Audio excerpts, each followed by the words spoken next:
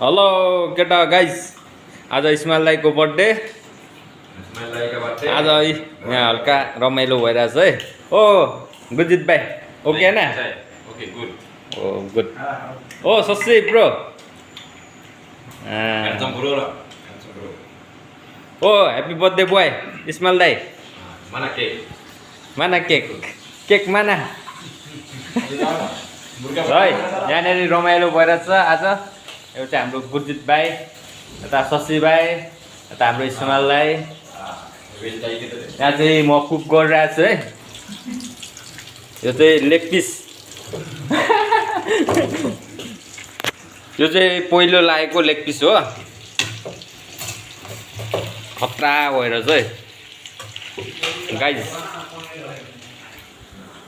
यस्तो हुनुपर्छ जिन्दगी भनेको, रमाइलो।